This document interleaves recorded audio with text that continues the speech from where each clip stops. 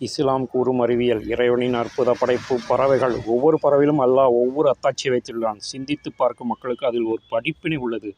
உதாரணமாக, துக்கணாங்குருவி என்பது ஒரு பறவை என்று மட்டும்தான் நமக்கு தெரியும். ஆனால் அந்த பறவை கூட மகர் திருமண கொடை கொடுத்து தன் வாழ்க்கையை தொடங்கும் என்பது யாருக்காவது தெரியுமா?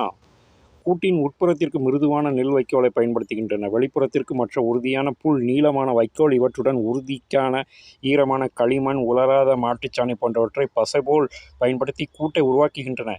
இவற்றில் சிறப்பு வடிவு கொண்ட அலகால் வைக்கோலையும் புல்லையும் முடிச்சு போட்டு கட்டப்படும். இவற்றின் கூடுகள் மிக உறுதியானவை.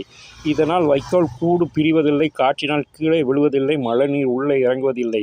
துக்கணாங்குருவியின் இனத்தை பொறுத்தவரையில் ஆண் துக்கணாங்குருவி தான் எப்போதும் தன் வீடான கூட்டை கட்டும். அதில் நாம் வசிப்பது போன்ற பல அறைகள் இருக்குமாம். கூடு ஓரளவிற்கு முடிந்தபின் ஆண்குருவி வாசலில் இருந்து பறந்து செல்லும். பெண் குருவிகளுக்கு சமிக்கை கொடுக்கும், என்னை பார், என் கூட்டை பார். பின் பெண் குருவி உள்ளே புகுந்து பார்வையிடும். ஆண் பறவைகள் நிறைய கூடுகளை கட்டி முடிக்காமலே வைத்திருக்கும். பெண் துணை உறுதியானதும் பின் நீளமான வால் போன்ற பகுதியை கட்ட ஆரம்பித்து கூட்டை முடிக்கும். கூட்டின் உட்பகுதியில் பெண் குருவிகளின் விருப்பத்திற்கு ஏற்றாற்போல் கட்ட வேண்டியது ஆண் குருவிகளின் பொறுப்பு. பின் கூடு முழுமையடையும். பெண் துக்கணாங்குருவி ஒவ்வொரு கூட்டிலும் நுழைந்து என் ஆண் துக்கணாங்குருவி வீடு கட்டிய தனக்கு பிடித்திருக்கிறதோ அந்த ஆண் துக்கணாங்குருவியை தன் துணையாக்கி அதனுடன் தன் வாழ்க்கையை ஆரம்பித்து இனப்பெருக்கம் செய்யுமாம்.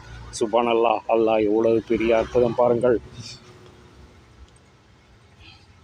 ஆனால் மனித சமுதாயம் வரதட்சணை என்ற பெயரில் பெண்ணுடைய வாழ்க்கையை சுரண்டி கொண்டிருக்கிறது. சாதாரண பறவைகளிலிருந்து எவ்வளோ ஒரு பெரிய படிப்பினை அல்லாஹ் காட்டியுள்ளான்.